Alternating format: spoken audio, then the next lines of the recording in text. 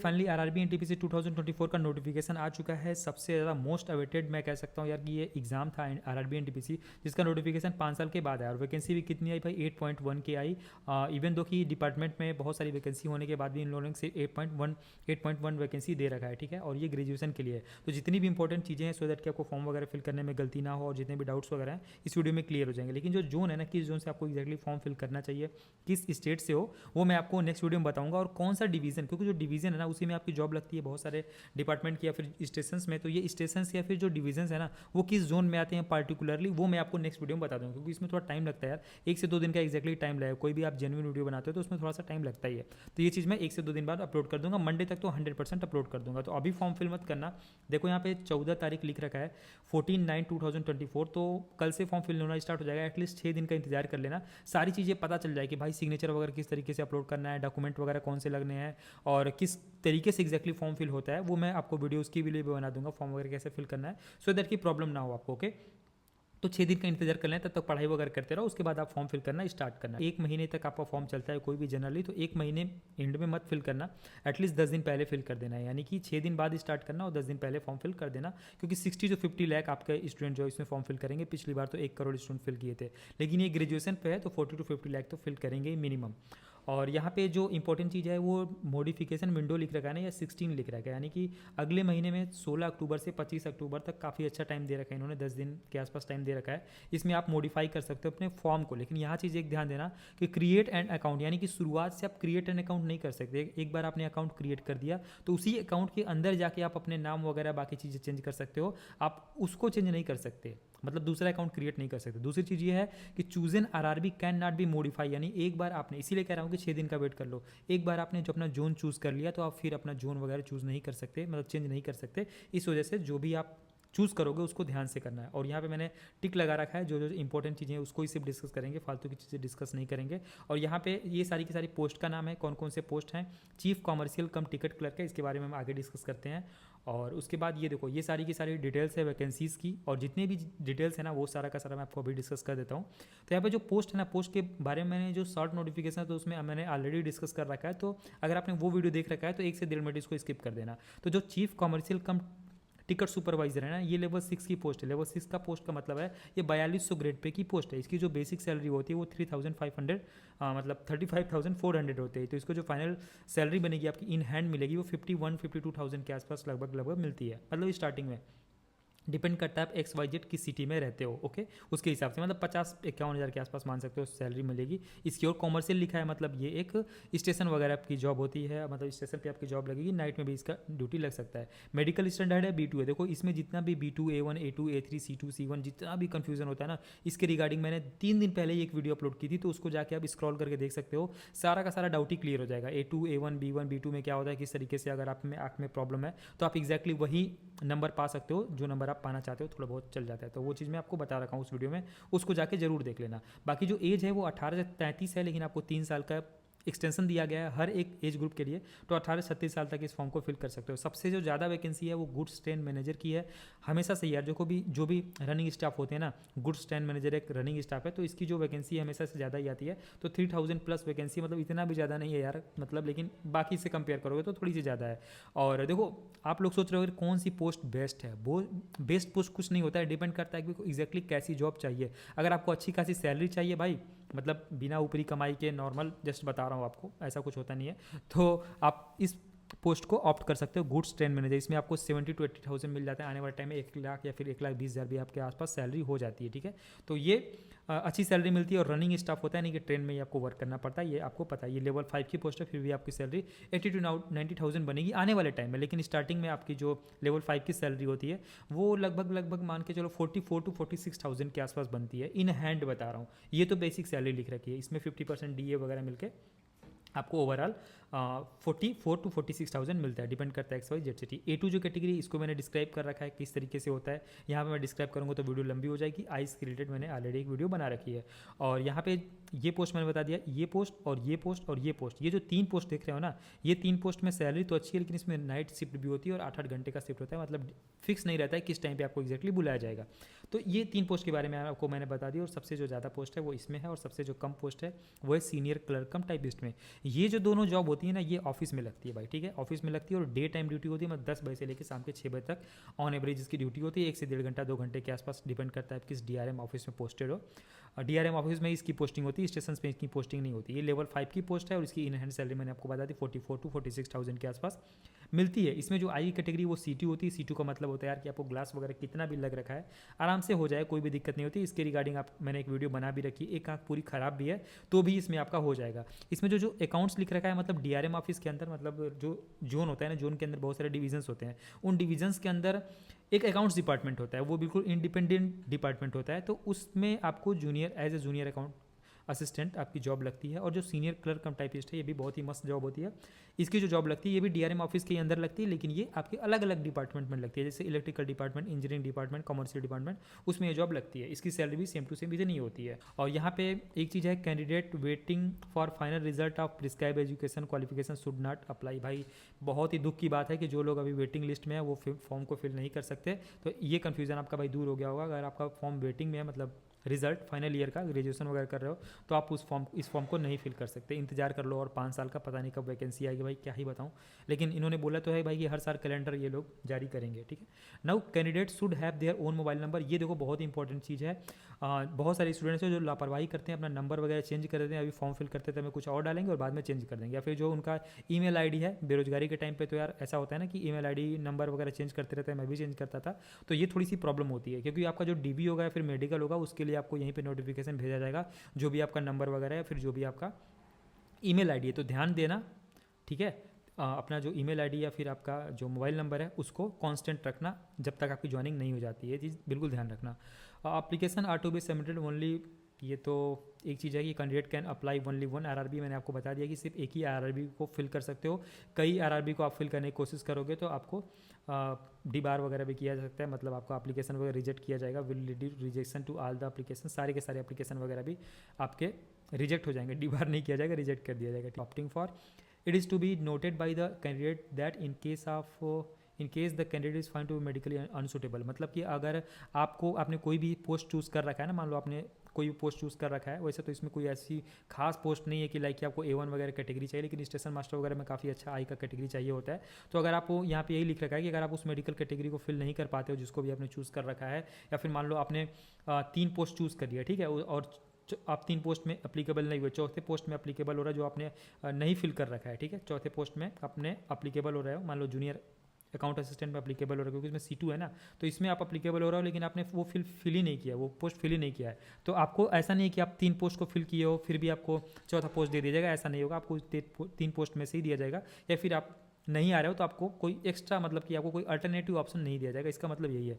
लेकिन इसका मतलब ये मत समझना कि अगर आपने 5 के 5 पोस्ट दे दिए हैं तो आपको पहला प्रेफरेंस के हिसाब से देगा। पहले प्रेफरेंस में फेल करते हो, दूसरा, तीसरा, चौथा, 5वें तक आपको ले जाया जाएगा। तो ये चीज़ का कोई भी दिक्कत नहीं है। मतलब centre city allocation for CBT will depend upon technical and logistical feasibility. यार देखो सेंटर वगैरह तो देखो फॉर्म इस बार फिल करने को आता है कि नहीं आता है, पिछली बार तो नहीं आया था, लेकिन मान के चलो कि 150 से 200 किलोमीटर के अंदर ही आएगा। तो गर्ल्स इसके लिए परेशान मत होना, और जो लोग भी दूर नहीं जा सकते इसको लेके परेशान मत होना भाई। 100 से 200 किलोमीटर के अंदर में ही आपका सेंटर जाएगा, तो सेंटर वगैरह को लेकर आप परेशान बिल्कुल भी मत होना। नाउ जो अगली चीज़ है वो कॉल लेटर है। Candidate will have to download the city and date intimations E call letters and travel authority where applicable from the links provided on the official website of RRB. जितने भी आपके call letter वगैरह आते हैं वो तो आपको टेलीग्राम चैनल पर पता ही चल जाएंगे, तो उसके लिए टेलीग्राम चैनल ज्वाइन करके रखना। और ये चीज़ नॉर्मली आपको पता चल जाती है। Short listing for various strategy, देखो यहाँ पे बहुत इंपॉर्टेंट है। पिछली बार इसको लेकर बहुत कंट्रोवर्सी तगड़ा हुआ था। RRB wise short listing of candidate for second stage CBT, यानी कि आपने CBT 1 दिया, CBT 1 में तो 50 लाख लड़के बैठे। अब CBT 2 में कितने लड़कों को पास किया जाएगा CBT 2 के लिए, ठीक है। Short listing of candidate for second stage CBT 15 गुना, यानी कि 8,000 के आसपास वैकेंसी है, तो इसके 15 गुना, यानी कि 15 वाटे 120, यानी 1,20,000 के आसपास आपको स्टूडेंट को बुलाया जाएगा सेकंड स्टेज CBT 2 देने के लिए। The short listing for computer based aptitude test, ये जो CBAT होता है ना, ये स्टेशन मास्टर के लिए होता है। और जो टाइपिंग टेस्ट होता है वो आपको किसके लिए होता है, जो टाइपिंग वाली पोस्ट लिख रही है उनके लिए होता है। तो टाइपिंग पोस्ट के लिए या फिर CBAT के लिए 8 टाइम स्टूडेंट्स को बुलाया जाएगा वैकेंसी के अगेंस्ट, यानी वैकेंसी है 8,000, तो आपको बुलाया जाएगा 64,000 के आसपास स्टूडेंट को बुलाया जाएगा CBAT के लिए, या फिर टाइपिंग टेस्ट के लिए, तो इसको लेकर कंफ्यूज मत होना, पिछली बार बहुत तगड़ा वाला इसके लेके कंफ्यूजन हुआ था। बाकी जो नेगेटिव मार्किंग है वो 1/3 है, जैसा कि सारे एग्जाम्स में होता है। बाकी यहाँ पे candidate should enter their name, father name and date of birth as recorded in their SSLC matriculation high school, यानी कि जो आपका 10th है, 10th के अकॉर्डिंग ये आपको अपना नाम, अपने पिताजी का नाम, अपना डेट ऑफ बर्थ करना है, ठीक है, या फिर उसके इक्विवेलेंट कोई डिग्री है 10th के तो उसके अकॉर्डिंग करना है। 12th के अकॉर्डिंग नहीं करना है, 12th में कोई नाम वगैरह उससे आपको मैच नहीं कराया जाएगा, आपको 10th के सर्टिफिकेट से ही मैच कराया जाएगा, आपका नाम, आपके पिता का नाम और डेट ऑफ बर्थ। बहुत इंपॉर्टेंट है, हर फॉर्म में ये चीज़ें होती है। Signature of the candidate on all document should be identical in all stages, तो ये चीज़ ध्यान रखना, जैसे सिग्नेचर कर रहे हो भाई वैसे ही सिग्नेचर करना एंड स्टेज तक, ठीक है। और मैं बोल रहा हूँ कॉन्स्टेंट रहना हर चीज़ में, लाइक कि नंबर, ईमेल आईडी और क्योंकि यार टाइपिंग टेस्ट होगा, एप्टीट्यूड टेस्ट होगा, हर चीज़ के लिए एक अलग अलग टाइपिंग, मतलब हर एक चीज़ के लिए अलग अलग एडमिट कार्ड आता है, तो हर जगह आपको सिग्नेचर वगैरह कराया जाएगा, डॉक्यूमेंट वेरिफिकेशन में, मेडिकल में, एप्टीट्यूड टेस्ट में, टाइपिंग टेस्ट में, हर जगह, ठीक है। CBT 1 में, CBT 2 में 75 तरीके का एग्जाम होगा, तो उसके लिए आप एक टाइप का आइडेंटिकल करना, अदरवाइज वहाँ पर आपको बहुत प्रॉब्लम होने वाली है। नाउ जो नेक्स्ट चीज़ है, vacancies indicated in CNR provisional, भाई ठीक है, तो यहाँ पे बढ़ाया जाए तो बेटर, यहाँ पे ये लिखा हुआ है कि भाई जो वैकेंसीज है वो प्रोविजनल है, उसको बढ़ाया घटाया जा सकता है, इवन दो कि उसको जीरो भी किया जा सकता है। Medical standard for the post, ये भी मैंने आपको ऑलरेडी बता रखा है, इसके रिगार्डिंग मैंने ऑलरेडी एक वीडियो बना रखा है। ये सारी जितनी भी कन्फ्यूजन है ना, 0/6 क्या होता है, नियर विजन क्या होता है, डिस्टेंस विजन क्या होता है, नाइट विजन क्या होता है, मैग्नेटिक विजन क्या होता है, A2 A3 B2 सब कुछ मैंने डिटेल में बता रखा है, उस वीडियो को जरूर देख लेना, लिंक भी मैं कमेंट बॉक्स में डाल दूंगा, ओके। तो ये चीज़ देख लेना, आपका सारा का सारा डाउट कंप्लीट क्लियर हो जाएगा, अगर आप स्टेशन मास्टर या फिर गुड्स गार्ड वगैरह के लिए प्रिपरेशन कर रहे हो, क्योंकि उसमें आपका आई जो कैटेगरी है वो थोड़ी तगड़ी मानती है, तो वो आप जाके वहाँ पे देख लेना। Now the candidate who have undergo LASIK surgery, देखो जो लेसिक सर्जरी करा रखे हैं उनके लिए भाई पूरा बोल्ड में लिख रखा है यहाँ पे, ठीक है। अगर आप लेसिक सर्जरी करा रखे हैं तो जो A2 वाली पोस्ट है और A3 वाली पोस्ट है, इसको आप फिल नहीं कर सकते। A2 और A3 आपके स्टेशन मास्टर, गुड्स गार्ड वगैरह मानता है, तो उसको आप फिल नहीं कर सकते। लेकिन अगर आप जो सीनियर क्लर्क था या फिर जो आपका जूनियर अकाउंट असिस्टेंट था, इसमें B2 और C2 कैटेगरी मानता है, तो इसको आप फिल कर सकते हो, ठीक है। अगर आपका लेसिक आपने सर्जरी करा रखा है तो कोई कन्फ्यूजन नहीं है, B2 C2 फिल कर सकते हो अगर आपने लेसिक करा रखा है। अगर लेसिक करा रखा है तो आप A2 और A3 कैटेगरी नहीं फिल कर सकते, इसी में ये चीज़ लिखी हुई है, तो ये चीज़ ध्यान देखना। और बाकी ये दे रखा है भाई कि किस कैटेगरी से आते हो, तो इससे पहले आपका जन्म नहीं होना चाहिए, ये चीज़ यहाँ पे लिख रखा है, तो ये चीज़ आप ध्यान दे लेना। तो काफ़ी एज रिलैक्सेशन भी मिल गया, तो ये काफ़ी अच्छी बात है। और OBC SC ST EWS certificate क्या होता है, ये सारा का सारा मैंने वीडियो अभी जस्ट 3 से 4 दिन पहले ही मैंने अपलोड किया, तो उसको भी आप जाके देख सकते हो, उसमें सारा कन्फ्यूजन दूर हो जाए, किस तरीके से क्रूशियल डेट क्या होता है और फॉर्मेट एग्जैक्टली क्या होना चाहिए, सो दैट कि आपका जो फॉर्म है वो रिजेक्ट ना हो, ठीक। और एग्जामिनेशन जो फीस है वो यार 500 रुपये इन्होंने अलग अलग कर दिया, 12th के लिए, ग्रेजुएशन के लिए अच्छा खासा कमाई हो जाएगी गवर्नमेंट की भाई इस बार। और 250 रुपीज़ है आपका फीमेल के लिए, PWBD के लिए, और जो भी यहाँ पे कैटेगरी लिख रखी है। और 500 है आपके OBC के लिए होगा और जनरल के लिए होगा 500 रुपीज़। और यहाँ पे 400 जो रुपीज़ है ना, वो आपका फर्स्ट इससे CBT के बाद जो है वो रिफंड हो जाता है, उसके लिए आपको ऑनलाइन अप्लाई करना पड़ता है। मैं तो अप्लाई भी नहीं कर पाया था भाई, क्योंकि मुझे पता ही नहीं चला था किस टाइम पे अप्लाई होता है, लेकिन मैं टेलीग्राम चैनल पे अपलोड कर दूंगा जब भी आपका अप्लाई होना होगा। आपको बैंक डिटेल वगैरह डालना होता है, 15 से 20 दिन, महीने भर या 2 महीने लग जाते हैं, आपका पैसा आ जाता है। फर्स्ट इससे जो CBT है इसमें कोई भी चेंजेस नहीं हुआ है, 90 मिनट्स यानी 1.5 घंटे में आपको 100 क्वेश्चन करने हैं भाई, ठीक है। पिछली बार की तरह सेम टू सेम है। इसमें जो जनरल अवेयरनेस है उसका जो वेटेज है वो 40 मार्क्स का है, 40 क्वेश्चन, 30 क्वेश्चन है मैथमेटिक्स के और 30 क्वेश्चन है रीजनिंग के, यानी इसमें आपको 60 आउट ऑफ 60 लेके आना ही है। इसमें आपको मैक्सिमम 30 के आसपास लेके आना है, वो मैं फर्दर आपको डिस्कस करूँगा नेक्स्ट वीडियो में, ठीक है। और बाकी 1/3 मार्क है नेगेटिव मार्किंग। CBT 2 जो है वो आपको मैंने बता दिया, 15 टाइम्स स्टूडेंट्स को बुलाया जाएगा अगेंस्ट वैकेंसी के। और ये पूरा का पूरा सिलेबस है, इसको मैं अपडेट कर दूंगा टेलीग्राम चैनल पे, पहले भी अपडेट कर रखा है, सेम टू सेम सिलेबस है, फिर भी मैं अपडेट कर दूंगा एक्सेल सीट में, इसको कल सुबह तक मैं इसको अपडेट कर दूंगा। बाकी जो सेकंड इससे CBT है, CBT 1 होने के बाद CBT 2 होगा, सारे लोग का एक ही CBT होगा, ठीक है, मतलब कॉमन है। जो CBT 1 है ना सबके लिए एक ही होगा, ऐसा नहीं है कि लेवल 5 के लिए अलग होगा, लेवल 6 के लिए अलग होगा, सबके लिए सेम टू सेम CBT होगा। और जो CBT 2 है ये भी सबके लिए सेम होगा, मतलब CBT 5 मतलब लेवल 5 के लिए और लेवल 6 के लिए सबके लिए एक ही CBT होगा, लेवल 6 और लेवल 5 के लिए सबके लिए एक ही CBT होगा। तो इसमें आप कंफ्यूज मत होना, ये चीज़ें चेंजेस हुई हैं। पिछली बार क्या था कि लेवल 5 के लिए अलग था, यहाँ पे आप देख लो ये पिछली बार का नोटिफिकेशन है, ये सबके लिए अलग अलग है ना, आप देख रहे हो, level common for all level 5 post, common for all level 6, तो मतलब ये चीज़ इन्होंने सॉल्व कर दी है, अलग अलग नहीं होगा, एक ही एग्जाम होगा लेवल 5 के लिए और लेवल 6 के लिए भी। बाकी यहाँ पे जो एग्जाम ड्यूरेशन है वो 90 मिनट है, 1.5 घंटे का है, 120 नंबर ऑफ क्वेश्चन है, यहाँ पे आपको क्वेश्चन ज़्यादा मिल जाते हैं, यानी प्रैक्टिस अच्छी करनी होगी भाई। और 50 क्वेश्चन GK के मिल जाएंगे, 35 मैथमेटिक्स के और जनरल इंटेलिजेंस एंड रीजनिंग के 35। तो देखो अगर आप किसी भी रेलवे वाले टीचर से पढ़ रहे हो ना और सिर्फ रेलवे के मॉक्स लगा रहे हो, भाई लिटरली बता रहा हूँ आपको, यहाँ पे टफ आपको फील होगा। तो मैं सीजीएल की प्रिपरेशन करता था, मुझे 120 मिनट बहुत इनफ थे, मोर देन इनफ थे। मैं 100 मिनट्स में ही इसको आराम से सॉल्व कर लेता था। तो वो मैं आपको फर्दर बताऊंगा स्ट्रेटजी वीडियो में, परफेक्ट स्ट्रेटजी वीडियो में किस तरीके से आपको चीज़ें करनी है। बाकी जो CBT2 का सिलेबस होता है वो सेम टू सेम होता है, थोड़ी बहुत चेंजेस होंगे, ये मैं आपको जो एक्सेल सीट है उसमें अपडेट कर दूंगा। बाकी कंप्यूटर एप्टीट्यूड टेस्ट CBAT जो होता है वो स्टेशन मास्टर के लिए होता है, ओनली CBAT। ये आपके CBT2 के बाद होता है, CBT1 CBT2 फिर CBAT होगा आपके स्टेशन मास्टर के लिए, यानी CBT1 भी सबके लिए है, CBT2 भी सबके लिए है। उसके बाद जो CBAT होगा ये स्टेशन मास्टर के लिए होगा। टाइपिंग टेस्ट होगा वो आपके टाइपिंग वाली पोस्ट के लिए होगा, और जिसमें टाइपिंग पोस्ट और CBAT दोनों नहीं है, उसमें डायरेक्ट मेडिकल होगा और डायरेक्ट फिर आपका डॉक्यूमेंट वेरिफिकेशन हो जाएगा। तो ये पूरा का पूरा प्रोसेस था। और जो टाइपिंग टेस्ट होती है वो 25 होती है इंग्लिश, हिंदी में 20, भाई क्या लिख रखा है भाई, हाँ 30 वर्ड पर मिनट होती है इंग्लिश के लिए और 25 वर्ड पर मिनट होती है हिंदी के लिए, ठीक है। और पर्सनल कंप्यूटर वाली मतलब लैपटॉप वगैरह पे नहीं होता है, और विदाउट एडिटिंग टूल वगैरह ये सारी चीज़ें लिख रखी है। और हिंदी का जो फॉन्ट होता है वो कृति देव या फिर मंगल फ्रंट होता है, दोनों में आप चूज़ कर सकते हो। और इंग्लिश का होता है वो टाइम्स न्यू रोमन करके होता है। तो टाइपिंग के लिए वीडियो में बनाऊंगा, अभी उसके लिए परेशान मत हो, टाइपिंग के लिए वो बहुत आगे की बात है, 1 साल बाद की बात है, ठीक है। तो बाकी जो डॉक्यूमेंट वेरिफिकेशन होता है उनसे कौन कौन से डॉक्यूमेंट लगते हैं वो आप बाद में बनवा सकते हो, अभी उसके लिए कोई भी दिक्कत की बात नहीं है।